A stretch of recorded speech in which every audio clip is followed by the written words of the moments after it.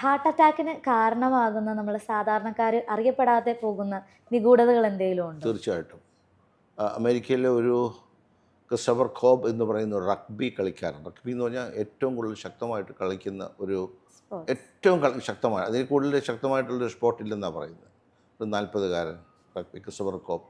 അദ്ദേഹം കളിച്ച് വളരെ മിടുക്കനായിട്ടിരിക്കുകയാണ്. ഒരു ദിവസമാണ് അദ്ദേഹത്തിൻ്റെ സുഹൃത്ത് മറ്റൊരു റഗ്ബി കളിക്കാരൻ ബൈപ്പാസ് ഓപ്പറേഷൻ ചെയ്തെന്ന് അറിയുന്നത്. അപ്പോൾ അദ്ദേഹം വളരെ വിഷണ്ണനായിട്ട് ചോദിച്ചു, എന്തു പറ്റി?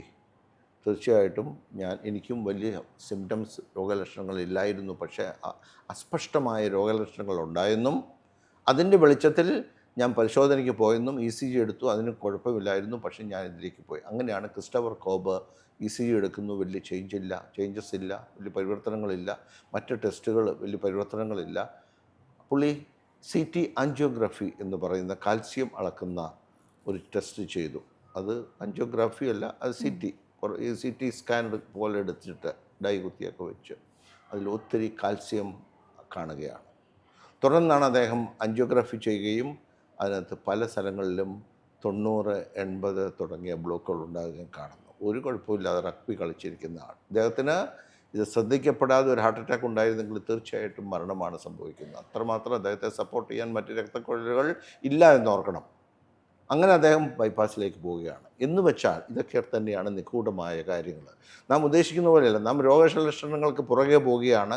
നെഞ്ചുവേദന ഉണ്ടാകുന്നുണ്ടോ, ശ്വാസം മുട്ടൽ ഉണ്ടാകുന്നുണ്ടോ, നീരുണ്ടാകുന്നുണ്ടോ, അതൊക്കെ അതിനുപരിയായിട്ട് ഇന്ന് ഹൃദ്രോഗത്തെ കണ്ടുപിടിക്കാനുള്ള ട്രിഗറുകൾ, ഓരോ തരത്തിലുള്ള കാര്യങ്ങൾ പുറത്തേക്ക് വരികയാണ്. എന്തൊക്കെ കാര്യങ്ങളിലാണ് നമുക്ക് ഹാർട്ട് അറ്റാക്കിലേക്ക് എപ്രകാരം നേരത്തെ അത് രോഗനിർണയം ചെയ്ത് ഹാർട്ട് അറ്റാക്ക് വരുന്നതിന് മുമ്പ് അതിനെ പ്രതിരോധിക്കുവാൻ സാധിക്കും എന്നതിനെ പറ്റിയാണ് വാസ്തവത്തിൽ നാം ഇപ്പോൾ ചിന്തിച്ചുകൊണ്ടിരിക്കുന്നത്.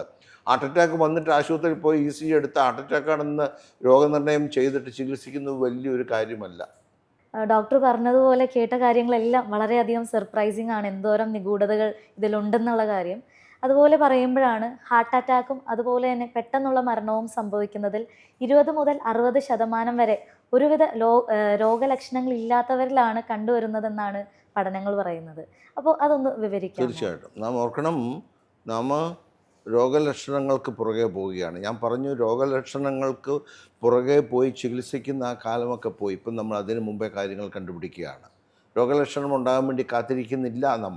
അതാണ് ഇപ്പോൾ 2026 നാം ഹൃദ്രോഗ ചികിത്സയെ നാം ഒന്ന് വിശകലനം ചെയ്യുകയാണെങ്കിൽ നല്ല ഒരു ഹൃദ്രോഗ വിദഗ്ധൻ തൻ്റെ രോഗിയിൽ ഹാർട്ട് അറ്റാക്ക് ഉണ്ടാകുന്നവരെ കാത്തിരിക്കുന്നില്ല എന്നർത്ഥം. ആ രോഗിയുടെ സഹകരണവും വേണം. പലപ്പോഴും രോഗികൾ സഹകരിക്കാറില്ല. നിങ്ങൾക്ക് എന്തെങ്കിലും പ്രയാസമുണ്ടാകും, പ്രോബ്ലം ഉണ്ടാകും, നോക്കണമെന്ന് പറഞ്ഞാൽ.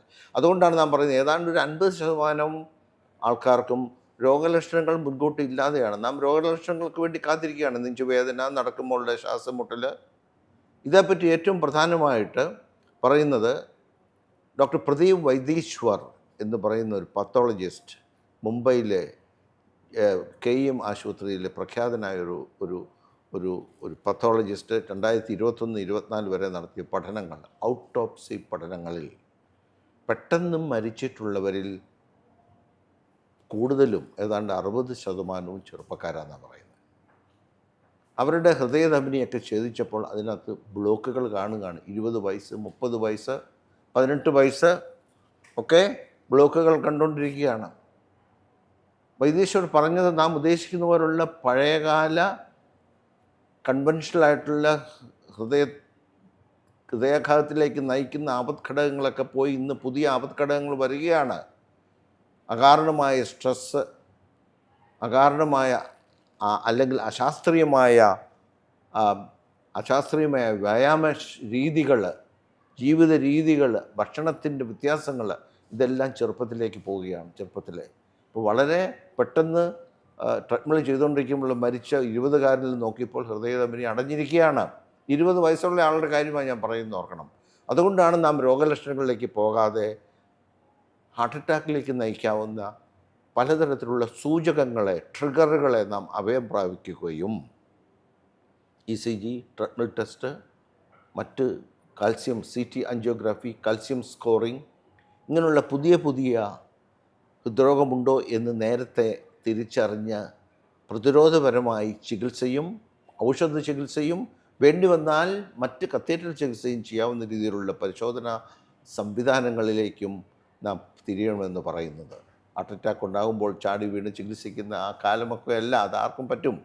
അതിനു മുമ്പ് അതുകൊണ്ടാണ് ഒരു 50% പേർക്ക് രോഗലക്ഷണങ്ങളില്ലെന്നും ഇന്നോ നാളെയോ അവർക്ക് ഹാർട്ട് അറ്റാക്കോ മറ്റ് ഹൃദയാഘാതമോ വരാമെന്നും അത് മാസീവ് ആകാമെന്നും ആ സമയത്ത് ഒരുപക്ഷെ ജീവൻ രക്ഷിക്കാൻ പറ്റിയില്ലെന്നും അതുകൊണ്ട് തന്നെ ഇതിനെ തിരിച്ചറിയുന്ന വളരെ ചടുലമായ പ്രമുഖമായ പരിശോധനാ സംവിധാനങ്ങൾ ഇപ്പോൾ ഉണ്ടെന്നും നമ്മുടെ അടുത്തുള്ള ഓരോ ട്രിഗറുകളും ഓരോ രക്തത്തിലാണെങ്കിൽ ട്രോപ്പോണിൻ, അങ്ങനെ പ്രോ BNP, ഓരോ തരത്തിലുള്ള മാർക്കറുകളുണ്ട്, സൂചകങ്ങളുണ്ട്, CT ആൻജിയോഗ്രഫി, കാൽസ്യം സ്കോറിങ്, ഓരോ തരത്തിലുള്ള പരിശോധനകൾ നടത്തി നമ്മുടെ കരോട്ടിഡ് ധമനിയിലെ കട്ടി എത്രമാത്രം ഉണ്ടെന്നറിഞ്ഞ് ഹൃദയധമനിക്കുണ്ടോ എന്ന് നാം ഇൻഡയറക്റ്റായിട്ട് നാം അറിയുന്ന അവസ്ഥ. ഇതെല്ലാം അറിഞ്ഞ് നാം ചികിത്സ സംവിധാനം ചെയ്ത് ബ്ലോക്കുകൾ ഉണ്ടെങ്കിൽ അത് നേരത്തെ ചെയ്താൽ അറ്റാക്കിലേക്ക് പോകാതെ ഒരാളെ രക്ഷിക്കാൻ പറ്റും.